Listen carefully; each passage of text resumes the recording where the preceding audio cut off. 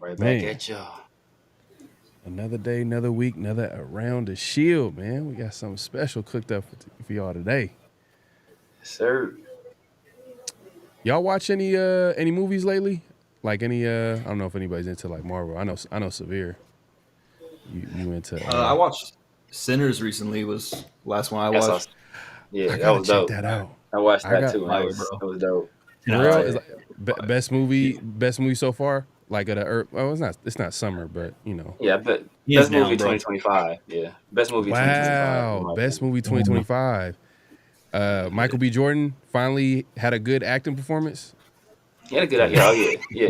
I mean, probably his Because best he's one he's since overrated. He is Fruitvale. overrated. Like from his Oh, past man. movies. His past movie. That's this whole different conversation. But man, You know, hey, like Fruitvale?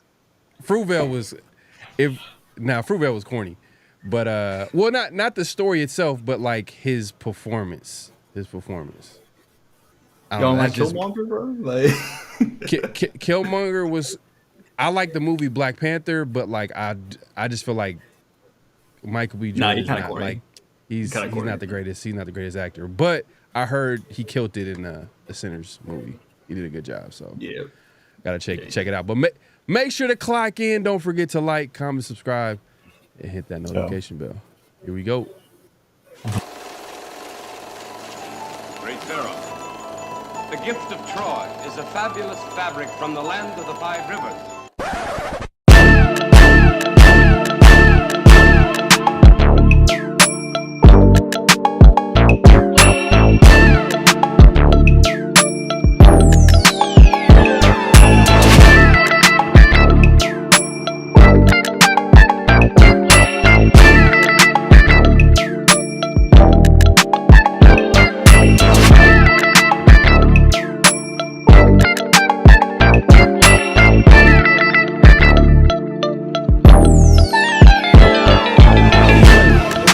Hit the edge 30, 35, 40.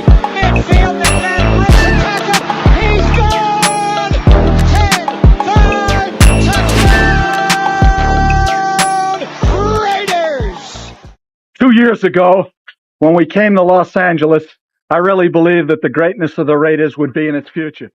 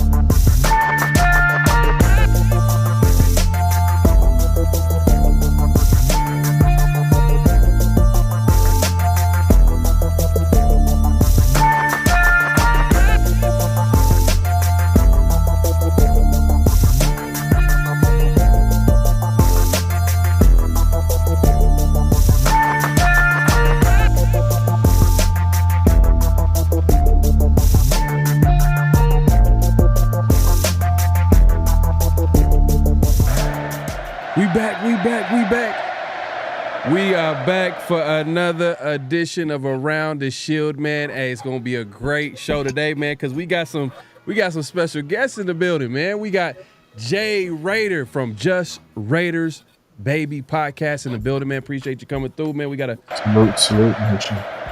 Got you in the building. And we got one of our guys, man. Hey, man, he's been supporting the show.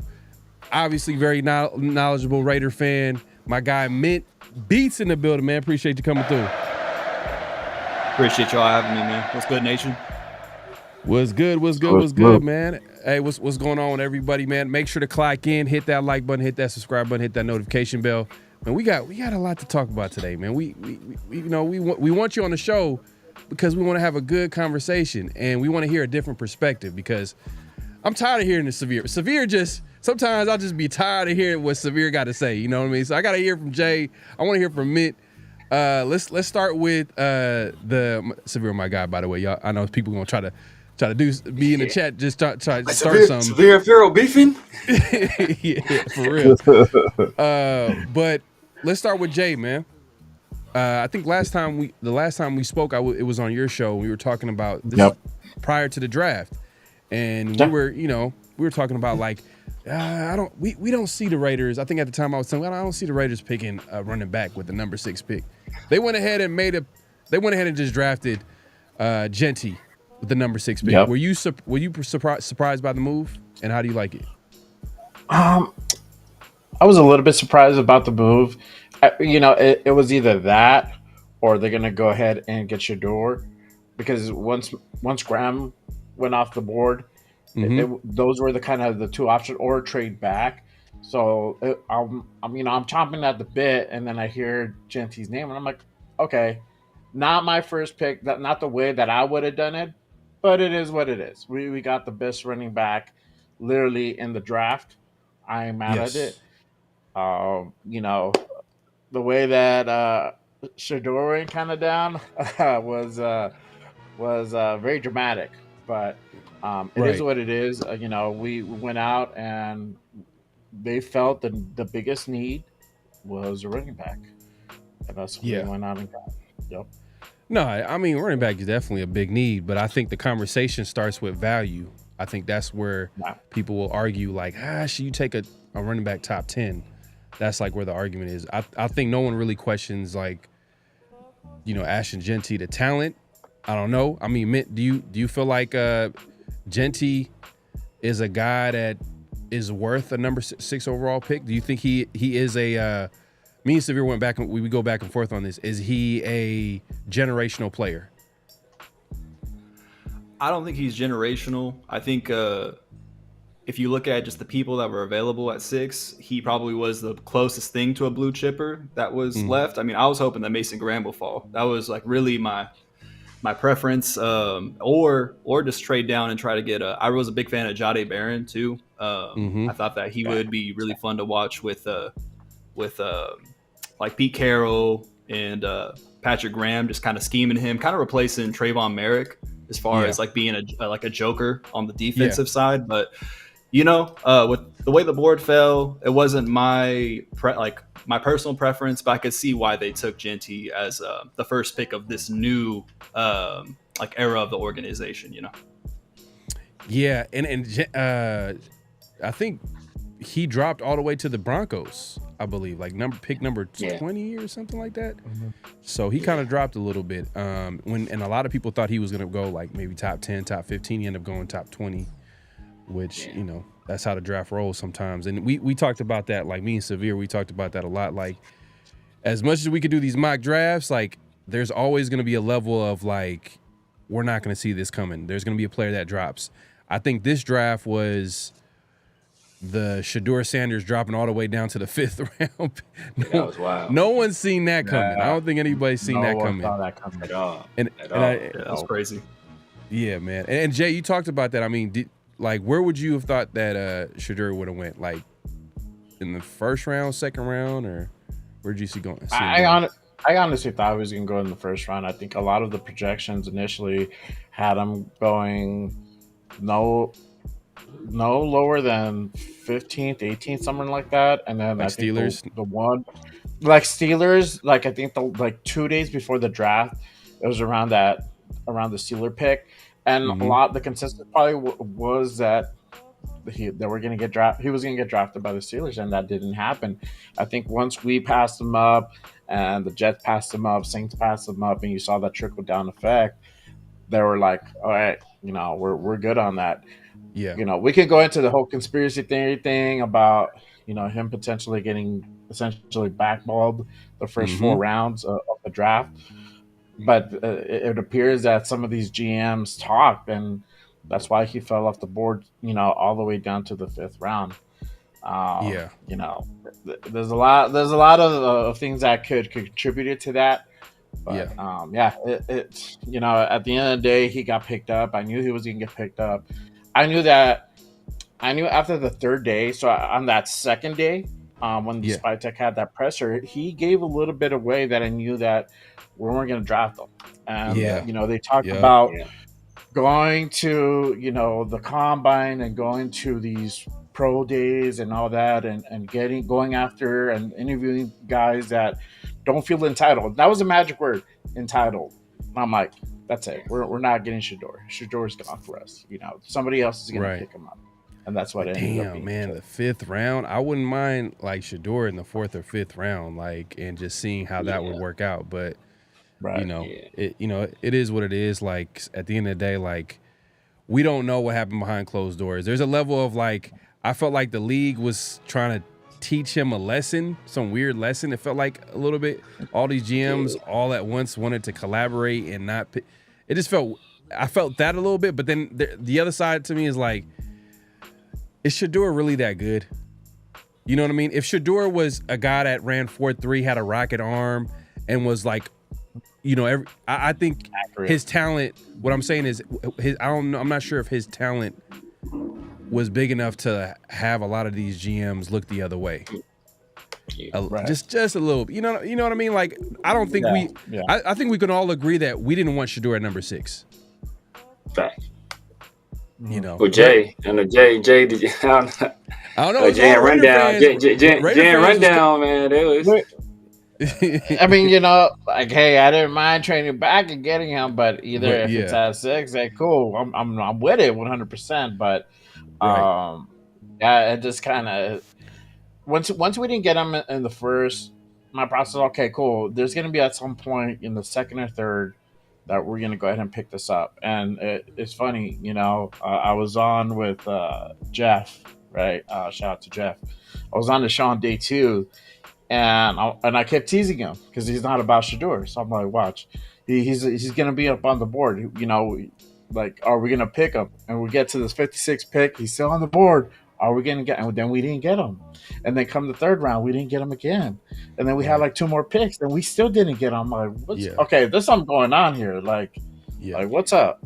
Because at some point when there was a quarterback needy team, they did not pick him. I was very surprised. I'm like, okay, there's something more to this for sure. Yeah, man. It's a whole lot of conspiracies. People saying that it was this and that.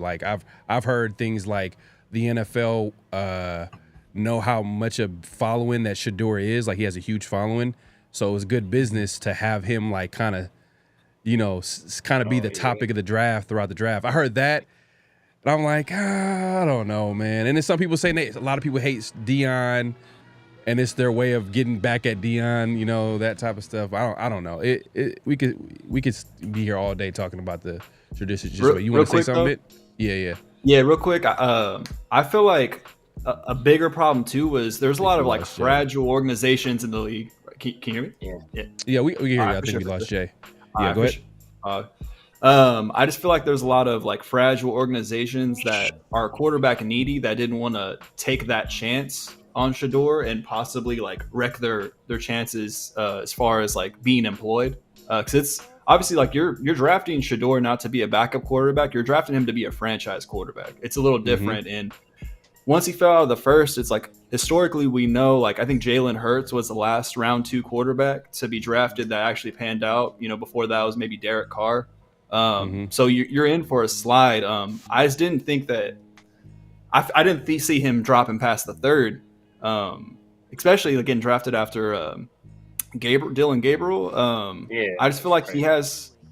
Yeah, it's because if you're if you're going to advocate for Dylan Gabriel, a lot of the things that you're advocating for Dylan Gabriel are going to be applicable to Shedeur Sanders. You know what I mean? Like the skill set's very similar. I mean, you could talk about the arm strength if you want.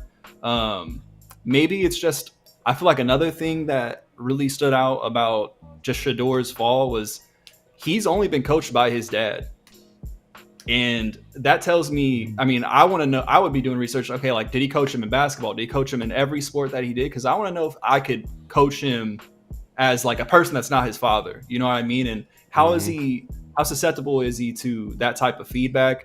And I feel like that has turned a lot of people off. But man, I mean, I'm kind of with you, Jay. I feel like Tonka Hemingway around that pick, I would be willing to take a chance on Shedeur, but that Tonka Hemingway pick, man, that pick right there. Well, let's pivot. Let's pivot. Yeah. Go ahead. Finish your thought. Bro. I was just gonna say, just especially if you take JJ Pegues right after that. You know what I mean? Like JJ Pegues is, by a lot of people's standards, a better prospect. So it's like, I don't understand the logic there. I mean, obviously building up depth, but that's where I would consider taking Shedeur if I was the Raiders. Yeah. Well, speaking about Hemingway and some of these Raider draft picks, I mean, man, what did you think of the draft class? What if you had to give it a letter grade? I know it's like early, but like your early thoughts, like what it would be? What grade would you give this draft? I'll give it a solid B. I feel like they addressed a lot of needs in free agency to allow for them to not reach, and I feel like that's something that in the past organization hasn't really done. Obviously, getting a running back early, I don't really like that, but I could see why they did it. And then getting some high upside guys too. You know, like we got a high upside guy in the third round with that long, lengthy cornerback. That fits the mold of, Pete Carroll. And then even in the latter half, I mean, obviously it's kind of perplexing. Like you're drafting a dude from the FCS level as like a prospect, as a quarterback. And then you turn around and you get Tommy Millott as well. I'm actually like really excited to see Tommy Millott though, because I feel like he's just a football player. You know what I mean? And I'm obviously looking over Thornton as well. I feel like Thornton's a really interesting guy. Jack Besh is going to be someone that's going to be a fan favorite. I feel like once he suits up, he's going to be someone that, just like Jacoby Myers, I feel like he's going to be someone that contributes in a whole bunch of different ways. I feel like you could put him at gunner on special teams, and he's going to give you, results. You know what I mean? He's just a gritty guy. So I feel like we filled our organization with a lot of great men, people that love the game, and that's something that I feel like is really important to build a sustainable culture for years to come. And that's kind of been the key too with Pete Carroll and everybody. That all I've been hearing is like the reason why Pete Carroll is getting hired is because he's going to bring that culture. He's going to bring that winning. So it kind of, I guess, makes sense, especially because the Raiders, they've been bad for so long. Like we need to set the foundation right, but we'll see. I mean, what did you think of Pete Carroll, the hire, by the way? I want to know, like, what did you think about him? Because I don't know. I'll speak for myself, but I was like disgusted at first. Not that I hate Pete Carroll as a head coach. He's a Hall of Fame coach. I get it, but I was disgusted in that, like, damn man, like, why do the Raiders have to be the first team to do the weirdest thing? Like, why do we got to hire the oldest coach of all time? Why do we have to? That's not a stat that I want the Raiders to be a part of. But what was your first thought? Yeah, bro, I definitely was there for the reactions from you and Severe for sure, as far as just like not wanting, an elder statesman, so to speak, as the lead of our franchise. Yeah, but I in hindsight, I feel like I was thinking about this today. I view Pete Carroll as like that, like company seminar meeting guy that like comes in and like, it's like, okay, like we got to get the energy up for our organization. So we're going to bring this dude in to just kind of be like an influx of energy, get people to like think about their daily routines in a different way. I feel like I view him more as like a lease than obviously like a full out purchase. And why I view it like that is because we have Chip Kelly, okay, but in Patrick Graham, he's someone that's getting like head coaching interviews. or he's definitely interested in a head coaching position, but I don't know if he's capable of building a winning culture. You know what I mean? And I would say that bringing in Pete Carroll, and also I'm more excited about John Spytek. I feel like John Spytek is going to be really the craftsman behind the success of the Raiders. Hey, man, did you see the chess moves he's he was making? Like, bro, I'm not he gonna was lie. nice with it. He was cooking. He was cooking. Like, he had everybody thinking. He had everybody thinking that we're gonna take Kelvin Banks, and Severe, your guy Todd McShay talked about how I think in a recent episode he was saying that Spytek, he pulled a fast one on everybody, including himself. Like how he the perfect timing in putting out that the Raiders were interested in Kelvin Banks, and in years past, like there was a situation where the Raiders were interested in DJ Hayden, and it came out the same day as the draft. They weren't connected to DJ Hayden until the day of the draft. No one believed it.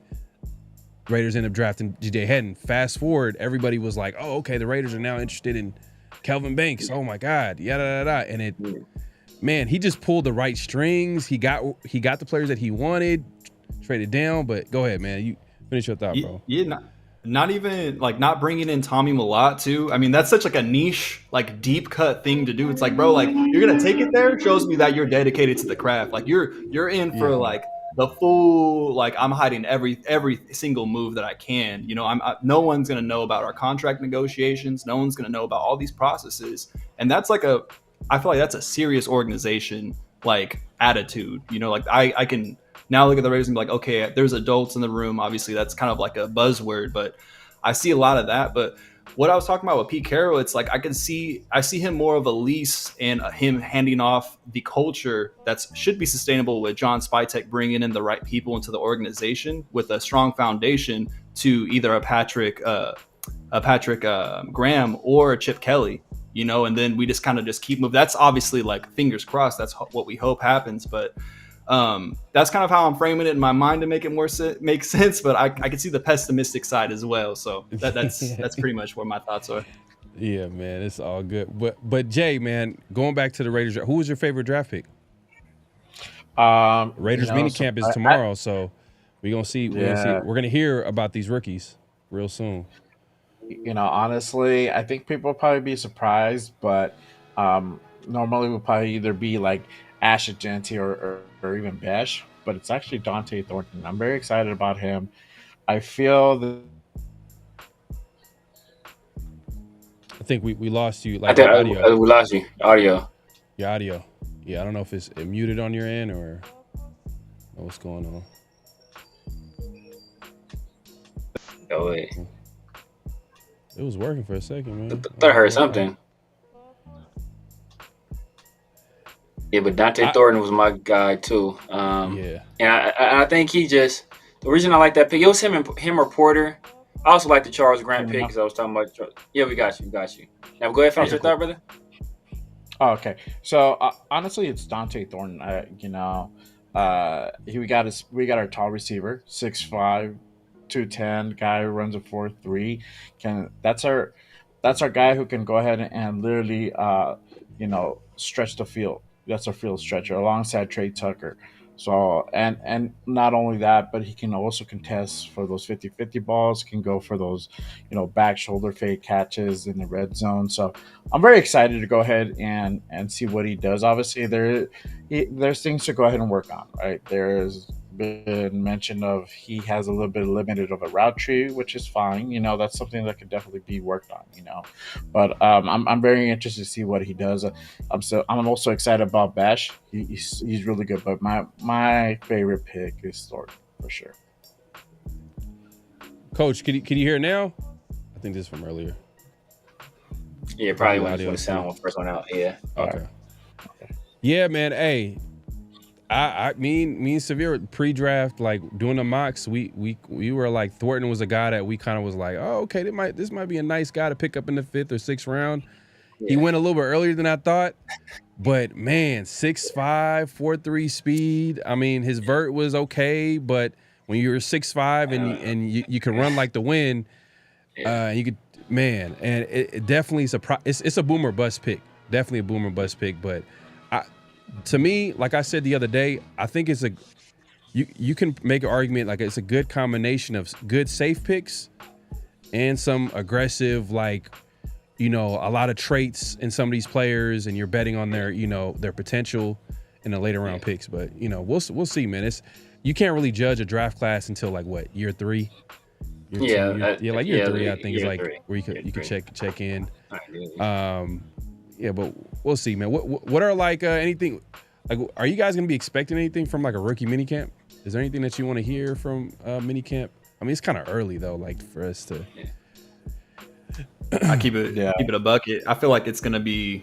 You can take this stuff with a grain of salt, bro. I just hope everyone's healthy. That's all you can really hope for. Yeah, it's exactly. Like, I ain't gonna look too much into it.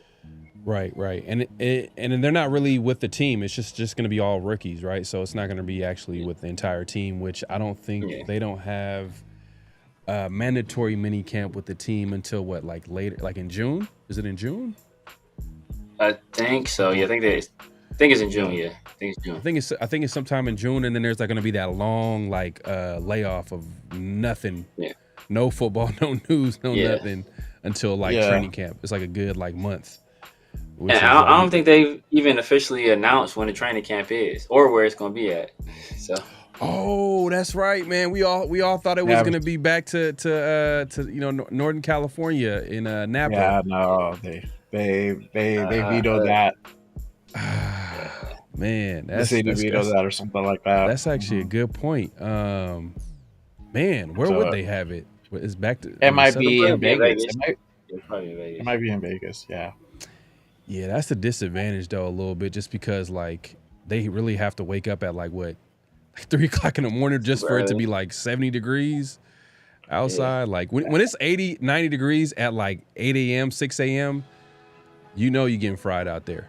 So it's hot. Yeah. It's crazy hot. Hey, so we got the rookie mini camp starts tomorrow. That's the 9th through the 11th. Then we got OTAs. They start on the 19th. So basically the 19th, then the 21st through the 22nd, then the 27th, then the 29th and the 30th, and then June 2nd through June 5th.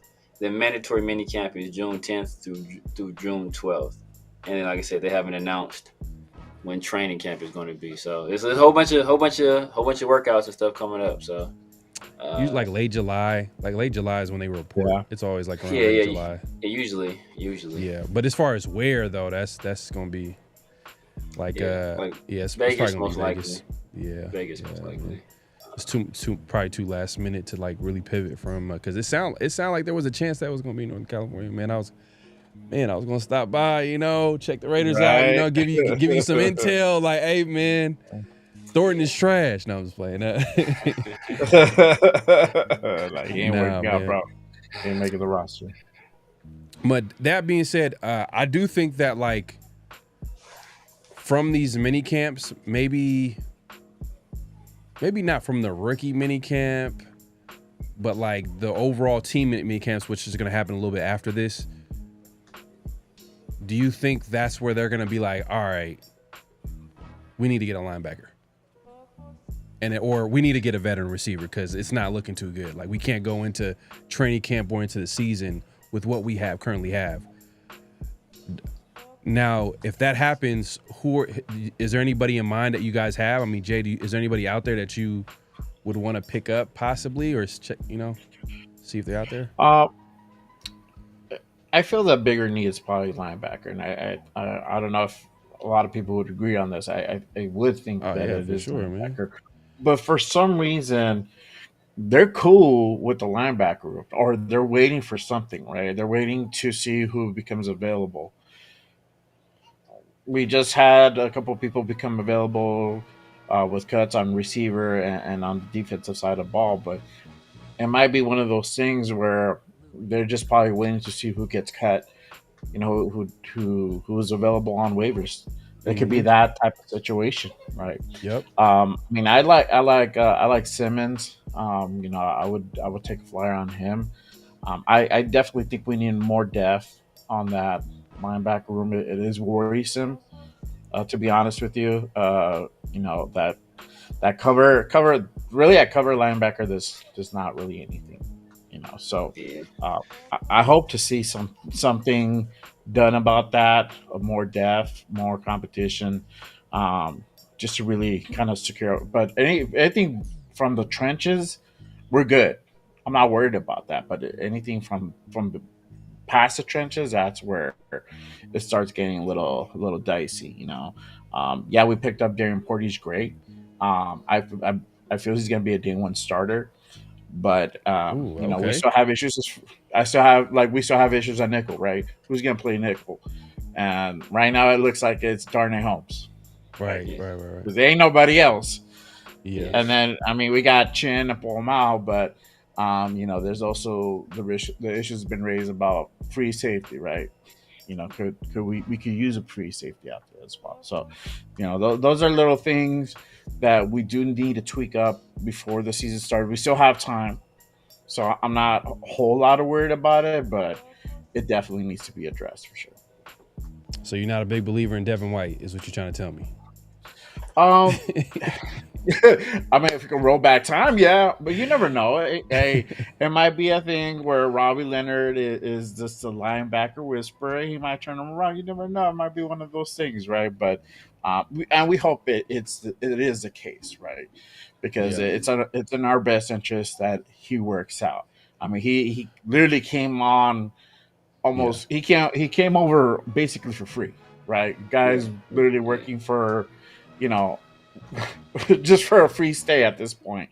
I mean, so we're not losing anything. We're not really, and if it works out great, we look like geniuses. And if it doesn't, we're not really losing anything, But obviously, we hope that it does work out with Devin. But we just literally have him and Landon Roberts right now, and Cody Lindenberg. We picked up Josh Joyner, and I feel good about him, but we still need some more depth. We got some other guys that they've been around, questionable. So I don't know. You know what's interesting, and I guess it's a question for everybody, because when they talk about Devin White, they say the best thing about him is blitzing. You know what I mean? Stopping the run. Yeah. I don't know. Him in coverage, I don't know, but him as a blitzer. So I'm wondering, like, is there a way where they can find a way to get him in more like third and long situations? You have him out there and you have him like be a pass rusher, or is that something that's too much? I mean, Severe Mint, like, I don't know, y'all can speak to this. Like, is there a world where you can see Devin White like be a pass rusher on like third and long type of situation, or is that outside of his wheelhouse? You gonna go first, sir? Yeah, I mean, it's like if you wanted to get a team to third and long, first thing you gotta do is stop the run. And so, that's something we haven't really had a lot of success in doing. And that's something that Devin is not really that great at doing. So, he probably won't be. But, you get a guy like a Landon Roberts.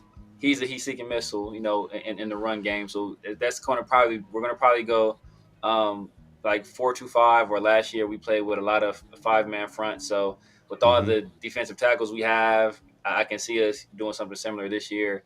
Playing a lot of five-man fronts, especially on those early downs, and then maybe you can get a guy like Devin White on the field, utilize his prowess as a blitzer, because quite frankly, he's liability in coverage. He's not really great against the run because he misses a lot of tackles, over pursues a lot, but he is a guy that can, great athlete, excellent blitzer, and when he gets to the quarterback, he has a pretty good does a pretty good job of attacking the ball. And forcing fumbles. So he's a guy that if you get him to third and long, then that's kind of where his skill set kicks in a little bit more. But the job is to get him there first, and that's something we haven't been doing well as of late. And the reason why I bring that up, Mint, is because I'm thinking about like the Raiders pass rush. I feel like the defense is going to go with how the pass rush is going to go. You know what I mean? It's not like we have elite secondary players. I feel like our strength on defense is led by Max Crosby. Then you add in Christian Wilkins if he's healthy, and if Kuntz, if he's back to where he was or what everybody envisioned him before the season last season, and before he got hurt, you throw him in there. But then after Kuntz, we seen how our lack of depth kind of hurt us a little bit. It kind of did. Losing Kuntz kind of was a shot to the team. you could hear the players talk about it after the season, how like, man, when Kuntz got hurt, it was like, man, like you could hear a pin drop in the locker room. So it was a big. So what I'm trying to say is like, who would be that guy outside of Max and Kuntz to get after the quarterback? I think it's going to be a collection of guys. I was going to bring up the same thing, Severe, as far as the 5-man fronts. And even if it's not necessarily a 5-man front, it could be also just A-gap blitzes. And with Devin White, I feel like with a player like him, he's athletic, right? He's young, he's 27, doesn't have too bad of an injury history. You want to make the game as simple as possible for him to play fast, and be able to utilize his assets a little bit better and not put him in situations where like he's dropping into coverage, situations like that. So I could see him being more so like a chess piece. And I mean, if we keep it a buck, it's just going to be a puzzle the whole year for Patrick Graham to utilize all these pieces to supplement the pass rush. But with the 5-man front too, I mean, we got JJ Pegues, who has a lot of reps lining up at like, I think it's 5 and 7 technique, which is crazy for, I mean, he was an ex tight end, so he has a lot of bend. Yeah, he's a big dude. So it's gonna be interesting to see how they implement him in the pass rush scheme. But I don't know. I just feel like it's going to be a group effort when it comes to rushing the passer. And we saw even opportunities or situations where Trayvon Merrick was blitzing and getting legitimate pressure, last year. So I feel like we got to kind of like view this a little bit more abstractly from a standpoint of like, it's kind of going to be positionless. I mean, we have a lot of situations where we have 3 safeties on the field, and we're going to have Jeremy Chin lined up at slot. I don't know how efficient he's going to be there, but he takes snaps there. Right. But I feel like they should definitely go out, like you're saying, Jay, and get someone to fill that slot position, that star position. Maybe Mike Hilton. I feel like he's a guy that I would lock in on right now. And then as far as the linebackers go, man, I would just let the season play out, or let at least not the season, but season. Let the training camp situation play out. Yeah, because I think Cody Lindenberg is going to play. Like he's not our what's the homeboy that we drafted last year? That your favorite player, Severe. Yeah, he's not Tommy Eichenberg. He's not Tommy Eichenberg. This dude actually balls out. Like he's not athletic, but he's an effective linebacker. Bro's played linebacker his whole career. If you look at his tape, he's had a little bit of like nagging injuries, I guess, throughout his college career, but nothing significant. But I feel like he's going to get a significant run this year. Yeah, and man, shout out to Kenny, man. And this is what I was trying to allude to, is if you guys didn't have an answer to it, and you guys already did. So, like, man, I can't even ask this question no more now. I'm playing. Clowney's available. So the Panthers recently cut him. Do you think that it would be a good idea to add a Clowney? Are you going to pass on that? We already have kind of our, pass rush kind of like taken care of. Or is Clowney an option? Because he's a guy that, he can stop the run. Yeah. I wouldn't say he's a premier pass rusher, but he's a guy that's gotten like 7-8 sacks. When you got a guy like Max Crosby and then everybody else, if he's your 3rd or 4th pass rusher, that's a pretty good deal. I'm not sure what he's going to be asking for because he's out there in the open market. But what are your guys' thoughts on Clowney? Like, would it be a good idea to pick him up, or is it not the right move for the Raiders at this time? I wouldn't mind taking a flyer on him. It's kind of your insurance policy to Malcolm Kuntz. So what if Malcolm Kuntz goes down? What if he gets re-injured and he's out again for the season? It could definitely happen, right? And picking up Clowney kind of gives you that insurance coverage. You're good. You have another rusher that can go ahead and fill in the position. Something that hopefully, fingers crossed, that Kuntz comes back and has a healthy season, is healthy and balls out, right? That's what we expect, especially him taking on that 1-year prove-it deal. It's literally you got to put up or shut up. this is his year. So, but if in case that doesn't work out, either he regresses or he gets injured or whatever, you have that insurance policy. We could on that position. It is definitely okay to go ahead and have some depth on that for sure. Yeah, and I think and I'm gonna let someone chime in on this as well. Like, I think also Clowney getting signed too would be a huge sign on how the Raiders feel about Tyree, for sure. Yes, but Mint, what do you think of I can't even say his first name. It's tongue twister. Jadeveon Clowney. Yeah. What are your thoughts on him, Mint? I'm walking. I'm not running. As far as to sign him, I feel like he's a veteran. I feel like he's gonna be available well into training camp, maybe even the beginning of preseason. He's gonna be selective with because he's at the point in his career where he's gonna want either a check or he's gonna want to actually compete for a championship. You know what I mean? So I don't know if he's going to be interested in joining the Raiders, and I don't know if John Spytek's going to want to bring a dude that might just not break the culture up or anything like that. He's not like a bad locker room guy as far as I'm aware, but we're kind of marrying ourselves to a youth movement. So I feel like the Raiders are telling us they're going to want to win right now, but I don't think that that's their entire mission. I feel like they're going to actually just try to get a lot of people some significant reps and experience this year while being competitive, right? We're not going to just lay down and try to go 4-13, I would definitely see how his interests, and I think I would check in if there's a camp injury or something like that and go from there. But I'm walking, I'm not running to see if Clowney's interested in joining the Raiders. Makes sense. Because, Severe, you probably speak to this, but we've kind of said that 2026 is probably going to be the year where you could see the Raiders actually competing. If all goes right, if we all make the right moves, another offseason, another draft, another free agency class, Pete Carroll surviving. Pete Carroll surviving. Woo, damn, man. Man, but yeah, man. In terms of Jadeveon Clowney, I'm probably taking a pass on him, just for one reason and one reason only, because I don't want any excuses for Tyree Wilson.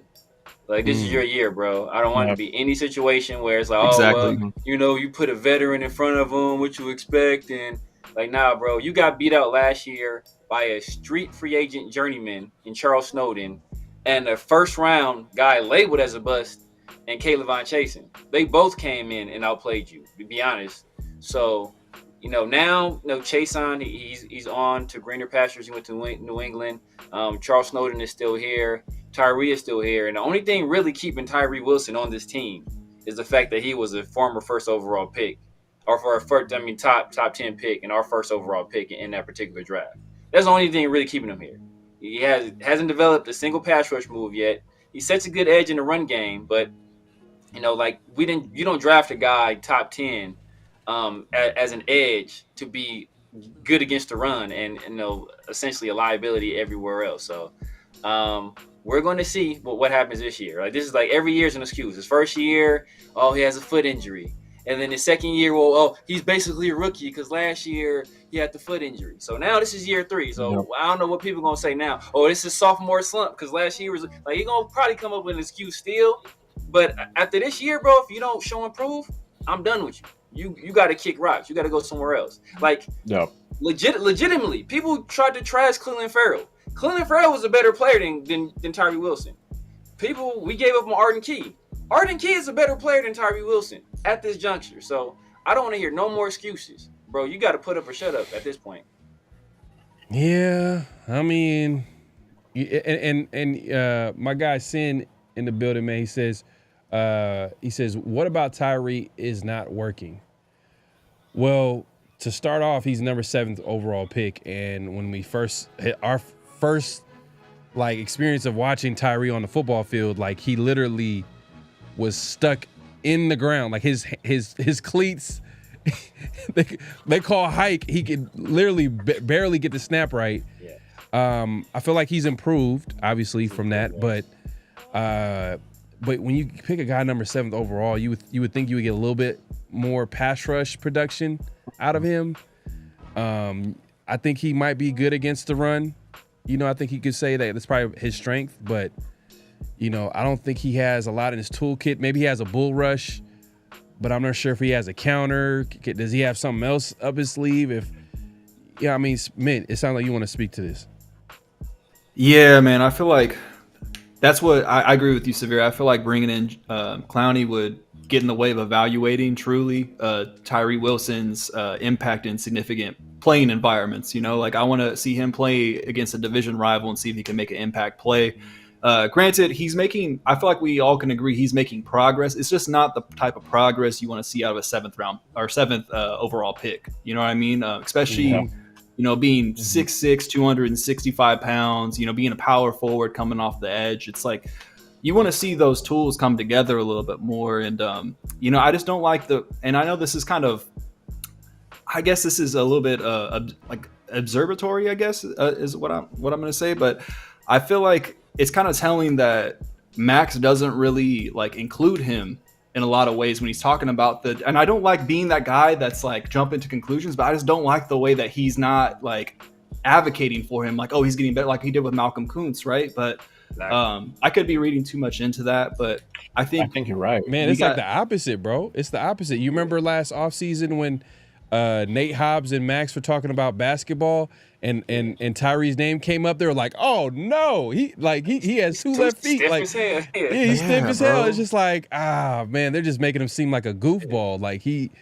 doesn't have any type of like, it just and and you could be stiff, bro. Like you could be stiff and be like successful as an end. Because I always saw him as a Chris Jones type of guy. Like he has that build, right? I see him winning with power. Long arming, right? That's what we see so far is just power, long arming, bull rush, but there's no counter. There's no like jab step inside. There's no ghost, there's no like counter move like y'all are talking about. And if we ain't seeing combinations, because it's like hooping, bro. Like if you don't have anything besides your crossover, you're cooked.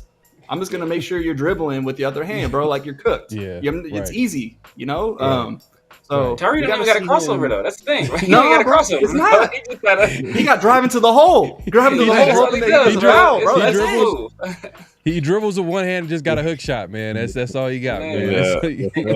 And like you bring up Max and the things that like when Max talks about like guys he wants in a team, like it's always the exact opposite of guys like Tyree's like, man, I want guys that are high motor, guys that are got good effort, that are aggressive on the field and yada. Like you see none of this out of Tyree. Like Tyree's one of those guys where he's okay with being blocked. Like he gets blocked and he's like, okay, well, dang, you won, you got me. Like nah, bro, like you can't just like he just gets stuck on blocks. Like you gotta defeat these. Like you gotta be like driving and doing everything you can like until the end of the play to get off these blocks. And I don't see enough aggression, enough of a motor. I haven't seen enough of any type of like development of a move, right? Outside of a bull rush. Like what else do you have? You have a bull rush and then what else? Like a bull rush. People talk about, oh, we had this many sacks last year. If you look at all the sacks, it was either unblocked or they came on stunts where Adam Butler was a pick man and he was unblocked. So it's like, he hasn't like I haven't seen a play where he's like, man, he really dominated this offensive lineman on this play. Like I haven't seen it at all. So it's get to a point where it's like, man, like I said, like you got to put up or shut up, man. I don't want to hear no more excuses, no foot injury, no nothing. It's you got to put up or shut up. I feel like the game's slowing down for him, but he's just slow as hell, bro. Like you know what I mean? He just can't really like I feel. Because there was a play I think we played the Cowboys in the preseason. Severe called it too, I think, bro. It was Dak Prescott or not Dak Prescott. I forgot. It was a quarterback, maybe Trey Lance. That was Trey Lance. Yeah, you know how he had that bootleg. He got it with you know what I mean, and then like he went around the corner. Yeah, I feel like we saw him not. At least I forgot what game it was. It was probably like Trey Lance is, to be fair, Trey Lance is actually like he's a mobile QB. If you want to say anything positive about Trey Lance, that he's athletic. Like that's what he's good at, but I hear you, bro. Yeah, I feel like the game's slowing down. Like there's little like not even flashes. It's more like like I don't know flickers, even how to say flickers, it, bro. little flickers. Yeah, it's like flickers. It's flickers. It's like you turn on the light switch and then like the light bulb explodes. That type of shit, bro. Like, you're like, oh, we're almost there, but we gotta get a new light bulb. We gotta get another this. We gotta get another that, bro. It's like I gotta go to the store, get this, bro. Like it's not as much as you'd like to, but I feel like the game definitely slowed down, and he's contributing. Just again, it's not as quickly as we want it to be in ways that are impactful, you know. Yeah. And we hear a lot of people say be patient with Tyree, but like at what point do you say like, all right, like how patient, like, all right, but like, look, he's going into year 6, guys, just hear me out, right? Year 7 is going to be hit, lucky number 7. Like at some point you gotta cut your losses. Like, you know what, our bad, we shouldn't have took him. You know, we took him too high. We felt he was going to be this. You know, obviously the Jalen Carter thing, we couldn't draft Jalen Carter because, you know, Mark Davis took him off the draft board because the Henry, what have you, right? But at some point, you got to just cut your losses and say, you know what, hey, our bad, we messed up. Time to move on. Let's try to locate another guy in the draft class or another guy in free agency. So, you know, it's only so much patience that you can have, especially when a guy really hasn't shown much improvement. He's shown some improvement, but it's like not much improvement.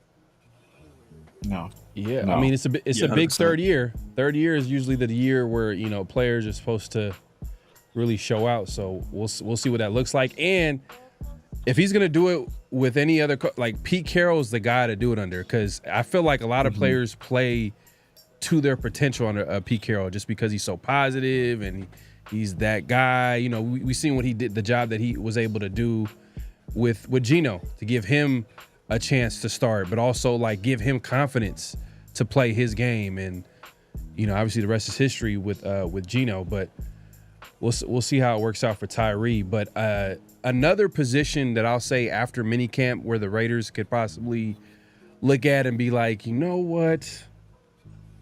Our receivers are pretty slow.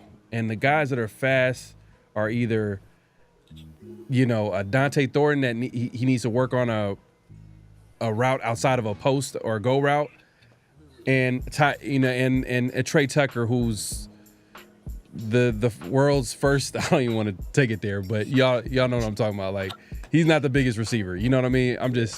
He's not the biggest guy. Amari Cooper's out there. And there's been Mint, I'm gonna let you take this, man, because Amari Cooper has been connected to Amari Cooper has been kind of connected to the Raiders. There might be a little bit of interest there, but it looks like you're not a big fan. Hell no. I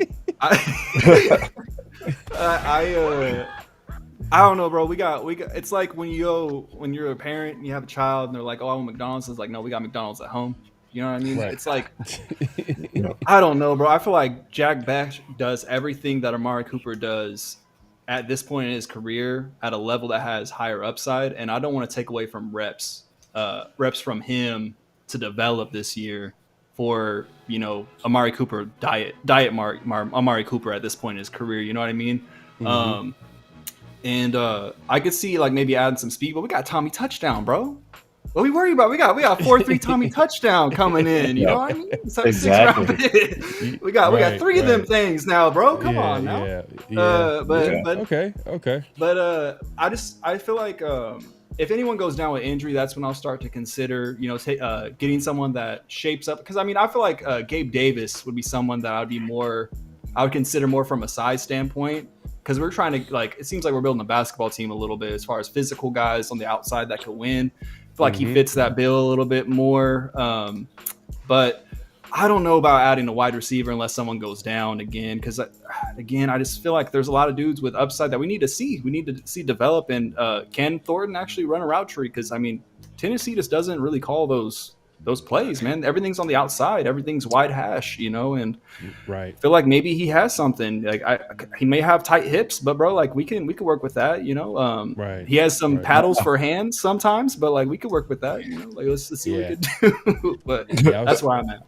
I was telling Severe the other day, like Thornton, when I was watching him like play, and it's like the way he catches the ball, it doesn't give me a lot of confidence. Like I feel like He's about to drop it. Oh, he got it. You know what I mean? Like, it's just one of those classic speed guy, but he tracks the ball well. I mean, he's able to go. I've seen a few times where he's able to go up and get it over whoever is guarding him. So it's not like he's not afraid to. He's not good at that, but it just doesn't look as strong as like a Jack Besh.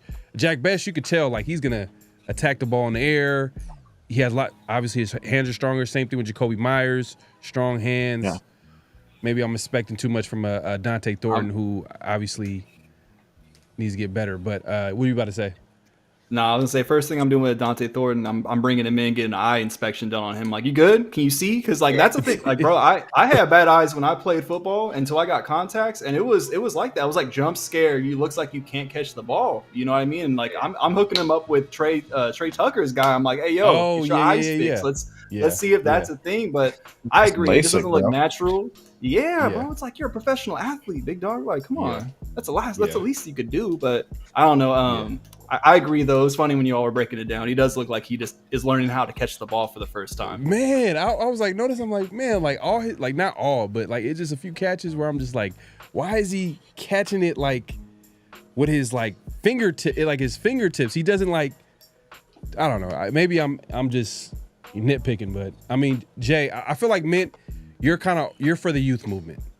You're like, we shouldn't bring these old guys in. We shouldn't bring these old vets.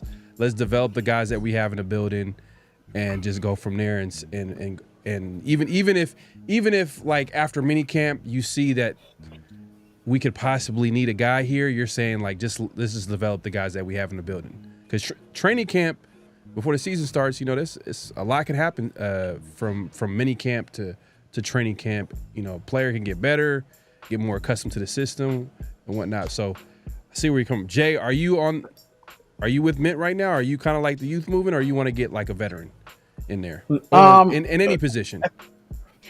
A little. I mean, I'm 50-50, to be honest with you. You know, there's certain positions where you do need a veteran presence, and there are some that you don't, right? You know, with bringing Mari Cooper, I honestly wouldn't. I mean, we just went out and got 4 receivers if you count Colin Johnson. You know, he's a depth piece at best, but we're good. I mean, you know, you got Brock Bowers, right? You got Jacoby Myers, you got Jack Bash, you got Thornton who can stretch the field, you got Trey Tucker who can stretch the field as well. So I think we're good on that, but there's certain positions, you do need a veteran presence on there. Like we went out and got Moser, and he's a good complement to Genty, right? Who's just coming into the league. He's going to be a workhorse, but he's going to be, you know, really coaching up this dude and showing him how to play really in the league and what to look out for and all that. So it's important to have it in certain positions, and I think we already have it with Jacoby. I think he's going to be really running that wide receiver room. I don't really think we need that big name yet. Right now, like Mint said, we kind of need to develop our guys as far as offensively with the receivers and the running back with Genty. We need to develop those guys. I think next year, this is where we can go out and spend some money. Because mind you, if we go out and get Amari, we still got to pay him anywhere from 18 to 20. That's still a big price tag, you know. And we got about like 42 mil right now currently. Yeah, that's too much. So got to think about those things too. So I don't think they'll actually pull the trigger on Amari and having to spend some, you know, around that range. Or even you said this before the show, Gabe Davis, and someone in the chat talked about he's also a free agent. I already know Mint's gonna be like pass. And I think Mint brought him up. I'll pass through. Yeah. I'm looking into that later. I'm looking into it later. Like I agree with Jay. I feel like we need to evaluate what we have before we start adding. You know what I mean? Yeah. And that's my point though. What I was trying to say was like if after minicamp, you know, the Raiders look at the team and be like, you know what? I know we wanted to develop the linebackers, but I'm not sure if we're going to be able to like have it improve the way we want it to improve between now and the start of the season. We might need to get a guy out, whether it's or wide receiver, maybe because, you know, hey, NFL is tough, man. It's a whole different speed. Some of these guys maybe not be ready right off the bat. And it's not just wide receiver. It can be corner. I know Jay, you mentioned like nickel corner is a spot that like Darnell Holmes, I don't know, that's and me severe. We talked about it early in the offseason was like Nate Hobbs was a guy that when he looked at his contract, we're like, that was a doable contract. I don't know why the Raiders couldn't find a creative way to make it look nice from the outside looking in, but then at the end, when you look at the numbers, have it be similar to what Green Bay, because Green Bay kind of made that. It was literally essentially a 2-year, $16 million deal. Yeah, $8 million a year for a Nate Hobbs, who yes he can get hurt, but when he's on the field, he's your starting nickel corner. I mean, Severe, are you with everybody right now? Like wait and see, or is it like youth movement, like, or do you want to add like a veteran at some point at some of these positions? I think you got to be calculated, just because you don't you want to give these guys, the young guys, an opportunity. We got Amari Gainer, we got Amari Burney, even Tommy Eichenberg. You want to give these guys an opportunity to prove themselves, but at the same time, you don't want to depend too much on what you see in mini camps and OTAs and training camp, because remember, like all the talk last year in these off-season workouts and stuff was how good Dylan Lobby was, how good Tommy Eichenberg was, and neither one of them was able to contribute anything at all, right? So nothing. Nothing. And then we always heard about how much Trey Tucker is impressing and how great he's been looking, and what did he do during the year? Nothing. So you really can't depend too much on what you see right now, because once these guys really line it up, that's like when you really see what these guys are made out of. Like I'm not even sold that Trey Tucker will be on this team. Like that's where I'm at right now. I'm not sold Trey Tucker will be on this team. I think he'll still be on the team. I think he'll probably be. You might see him a lot on special teams. I think you'll probably see. That's where you see him at. If he is on, it'll be just because of that. Because if you look at our moves, right? Look at Jacoby Myers. He's a receiver. He's 6'2". Jack Besh, receiver, 6'1". Colin Johnson, who we just signed, 6'6". Kyle Phillips, we signed, 5'11". Dante Thornton, 6'5". Trey Tucker, 5'8", 5'9". Like he is one of these things is not like the other. Ashton Genty, 5'8". Forgot about it. Exactly, right. Well, but he ain't playing a receiver. But I hope he might have to. He might. But so you look at the rest of our receivers. Even Brock is what 6'4" or whatever. Big Mike, he's a big dude. The guy we converted last year, whose name escapes me, that was converted wide receiver. He's a taller dude. So we got all these, Shorter, right? That's his last name. Yeah. Justin Shorter. So we got all these big weapons, and then you got Mini Mike over here. Like I said, I'm not sold. Even Kyle Phillips is a bigger slot receiver, and he's already familiar with the kind of things that Chip Kelly asks out of a slot receiver. So I've seen Chip work with these smaller guys that are questionable route runners and have questionable hands.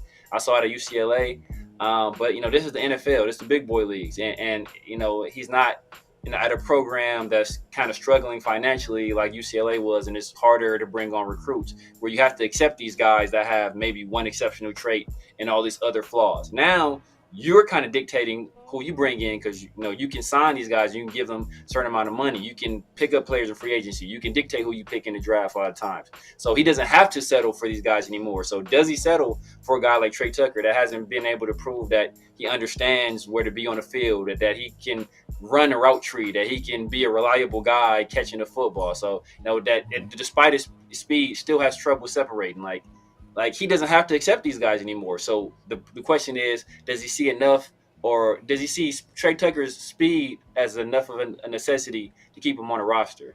That remains to be seen. I think that we as Raider fans haven't really gotten a great evaluation of Trey Tucker too, just because he kind of got nerfed from the quarterback play last year. Because it's kind of ironic too, because he's so small, but he wins outside a lot.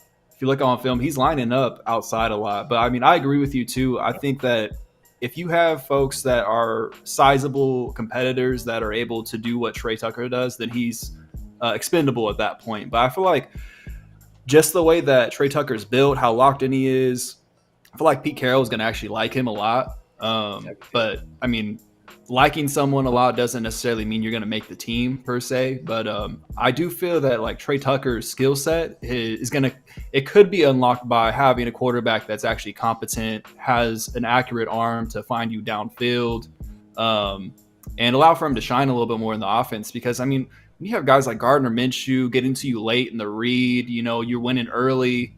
And, you're a small guy anyway. So, like, that size difference is going to make those windows obviously, like, shrink quicker. And I feel like we saw a lot of that last year. But, again, I agree with you too, Severe. I feel like he's not a need. Or not a need. Not necessarily a need. I feel like he's just expendable. He's not, like, a permanent make it on the roster. I can see him being a cut. But a guy like Trey Tucker, you could see him – like at a number 3 receiver, or actually, if you think about it, the 4th, 5th option on offense. If you just think about who's the number 1 option on offense, it's obviously going to be Bowers. Then you got to think about Genty's about to get the ball like about 20-something times, and then you throw in a Jack Bech 2nd round pick. I'm sure they're going to try to get him involved, and before even a Jack Bech gets involved, a guy Jacoby Myers. And then you throw in Trey Tucker. I mean, I wouldn't mind Trey Tucker as a 4th, 5th receiver. But when you start saying that he got to start, like he's your number 2 receiver, number 3, it's just that his game doesn't feel like it's a slot receiver game. He just feels like he's an outside receiver. Just because he's small, they're putting him inside. But it's like, I don't know, man. Like. Yeah. You would want a guy like a little bit more wiggle, a little bit more, side to side, shifty. I think Renfro all those years kind of fit that slot receiver. And then a lot of the guys on offense, what do they keep saying? Jack Bech's a big slot. Brock Bowers can play in the slot. So where does that put Trey Tucker? They got Tommy Mellott. Yeah, they got Tommy Mellott. We haven't even really mentioned him. Yeah, Mellott. He's I mean. Too. Do you think he could make that transition that fast? I mean, I know we laughing about it, but I think it's good. Don't you think? I guess so. That's what they thinking. Like we're gonna go ahead and switch him up to that. So he played running back. Receiver. He played running back before he became a quarterback. He was playing like safety, running back. He was running back punts as a freshman, and then they transitioned to him, I think, his sophomore year and made him quarterback because they needed the ball in his hands. But he sounds like a type of dude that just played everywhere on the field in high school. Because, I mean, you know how it is. If you this dude's probably from a small town where he had to go 2 ways. You know what I mean? Like, he's from Montana. Ain't too many 4-3 guys in Montana. So he's probably, they playing 7-on-7 out in Montana sometimes, bro. FCS football, man. Yeah, so I feel like him catching the ball is not going to be necessarily like a crazy concept, but I feel like Jack Bech is going to line up outside actually more than because obviously he's of a paler persuasion, so we think that he's going to be inside a little bit. But I feel like bro is going to actually be playing outside because he wins outside. He can win deep too. I mean, not with speed, but just with subtleness within his route tree. I mean, it's Big 12, so we'll see if that translates. But I think Jacoby Myers is going to be this Mr. Slot, bro. Like, Jacoby Myers is nice in the slot. I mean, he just has everything you need to be efficient there. He's able to also be physical in the run game also. But I feel like he's going to be the primary target in the slot. And then obviously Brock Bowers moving him everywhere too. But I feel like Jack's going to be outside. Yeah, and Spytek kind of let it out the bag a little bit because if you hear him in his pressers and he talks about Jacoby name comes up. Yeah, Jacoby in the slot is going to be big for us. Like, it's like, oh, okay. That's the plan for him is to be inside, which he came from New England with that level of versatility, playing outside and inside. That's like one of the things that, they liked about Jacoby coming in. So, but then it's just interesting, like, where does that put Trey Tucker? Is that where they kind of move him outside and like, but maybe a more accurate QB is going to be good for him. For a Trey Tucker who he's not going to go up and get it. His window is really not going to be that big as far as like his catch radius is what I'm talking about. Like, it's not going to be that big because he's not that big. I'm not sure if did he have a big vert coming out? I mean, I don't think Tucker? it matters. Yeah, like alligator arms, but so it don't even matter. I don't remember if he jumped. I don't remember if he jumped or not. To be honest with you, he probably didn't. He might not have jumped. But man, we talking too much trash right now, man. This is crazy. I gotta yeah, I mean, I think last year his snaps were like outside and in the slot. They were like pretty even. Like they're basically even. So but that was low key out of necessity because we lost Devontae. Kobe was hurt some. So we kind of didn't have much of a choice but to play him, like outside. So in a situation where we have more guys that can play outside, do we utilize Trey Tucker outside as much? I'm not sure. So, but like I said, if Chip Kelly thinks he's useful, I've seen him make Kazmir Allen like turn that guy into like a gadget weapon type of player. So, as a guy that he had feet for hands too. So we'll see. Right, man. Shout out to Coach, man. Appreciate the super chat. He says, sucks they got better, but will only win 6 and 7 games, man. Golly. He's just calling it like how you see it, man. 6, 7 games. I do feel like Geno's a huge. I feel like Geno is a huge improvement from what we have. But damn, it is gonna. Man, AFC is gonna be tough.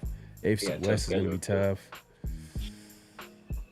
Magic number, I think, is 9 and 8, but he's not that far off. I think our bottom is probably 7 and 10, and I think our probably our ceiling would be 10 and 7. But I think that magic number will probably be 9 and 8. To be honest with you, if we can get to that point, I think it'll be a very successful season. But we are definitely winning more games than last year for sure. Yeah, I mean, y'all could chime in on this, but usually when you have a lot more questions than answers when it comes to the team, it usually means that it's probably going to be like one of them years, like Coach is saying, like 6, 7 games, maybe 8 at best. You know what I mean? Because it's a transitional year, man. I don't know, man. I just see 2026 is going to be the year where I'm like, all right, Raiders might have squad this year. I mean, but Mint, what do you think? Yeah, I think they're gonna win just enough to keep us interested. You know what I mean? Like I'm gonna be there, bright-eyed, bushy-tailed every Sunday, just like I was when they were 4 and 14 or whatever the hell it was this year. Like they're I'm gonna watch be more my boys, watch. Regardless. Right, they will be. Right. Yeah, and way more that's what's interesting, gonna hold bro. us over. Man, way more. Like last year, it was hard to watch. Like it was like literally Brock Bowers was one of them. But that's about it on offense. I mean, Jacoby, you could throw Jacoby in there, but man, we didn't have no run game. Just everything was just ugly on offense. I mean, obviously when we got Getsy, it kind of got a little bit better, I felt like, but that's not saying a whole lot. You got Aiden O'Connell and Minshew battling it out. Even who was the other quarterback we picked up in midseason?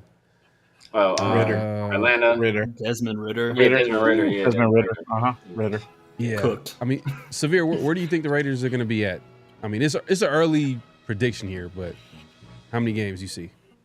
I'm in that 7-8 range, to be honest with you. And that's assuming health. Because that's assuming, like if Geno Smith goes down, bro, we might be through, man. If Geno Smith goes down, we might be through. But I don't think we'll be a bad team. I just think that it's his first year. We have a pretty tough schedule. The AFC West is tough. San Diego got better. I still call them San Diego. San Diego got better. The Broncos got better. The Chiefs are the Chiefs. Patrick Mahomes is the best quarterback in the league. So it's not going to be easy just off our division alone. And then, we're still not sure about interior offensive line right now. Is it Alex Kappa and Meredith? Is it Rodgers who we just drafted? What does Glaze look like in year 2? Can JPJ stay healthy? Because he got nicked up a few times last year too. Max finished the year on IR. Kuntz finished the year on IR. Jakarian finished the year on IR. So it's a lot of question marks. So it's too many variables to say we're going to win like double digit games in my opinion. Like everything will have to kind of break right. Jay, how many? Oh, you said about 7 and 10 is the bottom, and then Mint, you said Feelings around about 10-7, but 10 I to think the 7. magic numbers. Yeah, I think the magic number would be like 9 and 8, and I think if we hit 9 and 8, that's what you can really consider a successful season. Like Jay, you're everything such goes a right. positive guy, man. You're just such a positive Everything guy. goes right. I mean, I'm being real. I mean, 7 and 10, I think it's more realistic than anything. Yeah. I don't expect us to go 4-13 again, but we definitely winning more games for sure. 100%. Yeah. Would be way more entertaining. Chip Kelly's going to be entertaining. Man, Chip Kelly's for going to make sure. it entertaining. Yeah, 100%. Because last year, last year just reminded me. I don't think it was as bad, but it reminded me of the dark ages, like of the 2000s. After that Super Bowl run, and the Raiders just went downhill. The Javon Walker signings and Andrew Waltrap quarterback, and y'all know where I'm going with this, man. 2-14 season, like it just a little bit, where it was very hard to watch on Sundays. But the Jeff Garcia Raiders, bro. like just random eras, bro. That was terrible. Did Jeff Garcia play? Yeah, he played in the regular season. He was there with Jamarcus. He was there with Jamarcus. But did he play in the regular season? Did he play in the regular season? He must have played once. I think he had to play one game, but he was washed by then. It was crazy. Oh, man, I used to roast Niner fans because I always be like, man, this is the ugliest quarterback, because his game was very like just scramble. I think we lost Mint, but let's see, let's get it back. Yeah, his I was just saying that Jeff Garcia, his game was just super like dink dunk, like just try to Mad scramble. Sassy. It was very. He didn't have the strongest arm. But he did have Terrell Owens. Just give the ball to him, and then he'll take it to the house, obviously. But that's a whole different conversation. But shout out to Raider Nation 510. He's just going out and just pretty much laying it out as far as who he feels like is going to start. You got Jacoby Myers. He has Colin Johnson. Oh, you got Colin Johnson started number 2. Wow. Best is going to be number 3. 4 is going to be Thornton Phillips. And then you got McAllister at number 6. So Trey Tucker is going to be the odd man out. That's pretty much what he's saying here. Interesting. Okay. Man, I would think that Best should be the number 2 receiver just because they got him at number in the second round. Not even Mallet. He's calling it. We're going to remember Tommy, this moment, bro? man. Where's Tommy? Where's Tommy? Yeah. Oh. I think Severe, did you call it the other day? You said that Tommy's gonna be the he hurt his ankle last day of training camp. They stashed him in IR. Is he gonna be one of those guys? The Dalton Wagner stash of the year. Yeah. Nah. I can see that happening. Especially if they want to protect him and don't want anybody to try to snipe him off the practice squad, which I don't think will happen, because if you sign a guy off the practice squad, I think you have to sign him to the active roster. You can't just sign him and just try to stash him on your practice squad. So even if we throw him on a practice squad, the fact that he's making that transition from quarterback to like a wide receiver type of role, I think he'll be safe at least for this year. But I can definitely see them trying to stash him. The Tribe says Trucker has too much speed to be the odd man out. Hey, you know what I mean? It's and this is Trey Tucker's third year. It's his third year. Yeah, he's same year as Tyree. Yeah, same year. So this is his third year too. So maybe he makes a jump. Maybe he balls out during the off season workouts and then training camp. So we'll see, man. It's a whole lot of off season left. Mini camp is pretty much here. It's tomorrow. We're gonna be here next week, man. Make sure to tune in. 50-50 show every Tuesday. Man, I appreciate my guys, Mint Beats and Jay Raider, coming through and talking Raider football. I mean, we could be here all day. We're big fans of the team, man. Y'all support the show, as well as Jay has his own podcast. Make sure to check him out.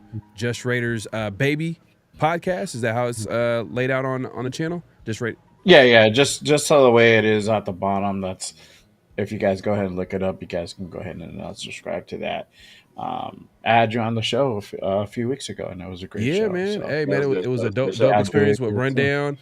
Obviously, y'all got to get Severe, man. Y'all got to get Severe up there, man. Yeah, hopefully I get my boy maybe this weekend. I don't know. I'm gonna try to still away for like an hour or so. I'm trying to make it happen. I'm trying to make it happen this Saturday. Hopefully everything breaks right. Yeah, and then obviously Mint Beats, man. Hey, they don't call them Mint Beats for no reason, man. So let the people know what you do, where they can find you, what to look forward to, all that good stuff. Yeah, bro, I appreciate y'all being here or having me on, man. It's dope to make this full circle journey, man. I remember calling into the show early on when Ray was on here. Yep. Yeah, and the production quality of the show is just super high. I really appreciate what y'all do. Jay, I'm gonna tap in with you as well, man. Yes, sir. But yeah, bro, if you want to tap in with me, mint.beats on everything. I make music, I make beats, I rap a little bit, I review albums as well. But yeah, you can find me on all streaming platforms, mint.beats. You can find me on Instagram, TikTok, whatever you tickles your fancy, I guess. Pause. But anyways, yeah. Appreciate y'all having me on. Pause. All right, Shannon Sharp, tickling fancies. Hey, man. Oh man, Severe, man. Let the people know where they can find you, what to look forward to, all that good stuff, man. You guys know what it is, man. The Severe Raider here on YouTube, on the IG, on Snapchat, on TikTok. Still on X, man. Still holding strong on X, man. And it's if Elon Musk will kick me off next week, but you guys know what it is. Every Tuesday, rocking with my guys, Chris from Protect the Shield and 805 Raider, as well as the world famous 50/50 show with Pharaoh. Then Thursdays, we're coming at you guys with the Round the Shield, and then Sundays, I'm back in the war room with Chris from Protect the Shield and 805. And then, hopefully this Saturday, man, everything breaks right. Tapping with my guy Jay Raider, regardless, even if I'm not on there. But hopefully this Saturday, I'll hop on with Jay and run down. Yep. Good morning, Raiders. We go on at 10 a.m. Pacific. We just had Mitch Renz on last Saturday. So fire show. Dope. Good morning, Raiders. Good morning, Raiders. So make sure you guys tap in with my guy, myself and my guy Rundown. So hopefully we get Severe on. We're going to really try to make it work. Yes, sir. Yes, sir. Hey, yeah, Mint, man, we got to get you on here soon, man. We gonna tap in with you after the show. But yeah, man, great show, great conversation. We appreciate everybody coming through. If I come out of retirement, man, I'm gonna holla at Mint for some beats, man. Hey, say less, bro. I got one for you. I got one for you. I gotta get at my Mint. I gotta get at Mint to make me an intro song. There you go. There you go, man. Bro. Tap in for real. Raider Race is still waiting for Severe to get that Tommy Eichenberg interview on. Man, I don't know. I think Eichenberg, that's not going to be a nice conversation. It's not going to be a nice conversation, but it is what it is, man. But, man, we appreciate everybody coming through. If you haven't already, make sure to clock in at this point. Clock out, hit that like button, hit that subscribe button, hit that notification bell. Man, it's been a great show. Any last thoughts before we head out? Right, Dubs and 6. Dubs and 6. It's not looking too good right now with my guy, Curry out right now. But hey, let's hope, man. Hopefully they can thug it out and figure out a way to get it in. But hey, Severe, I haven't seen a Laker hat in a while. I don't know why. Damn! I haven't seen. Look, it's been a while, man. I'll still rock mine. We ain't gonna talk about that right now. I'll still rock mine. We're gonna see. We're gonna see what happens. We'll see what happens middle of next week. We see if we still have that same energy. I know, right? I know, man. I'm talking trash, man. We out of here, man. All right, y'all. Peace. Just win, baby. Hello? You play to win the game. You don't play to just play it.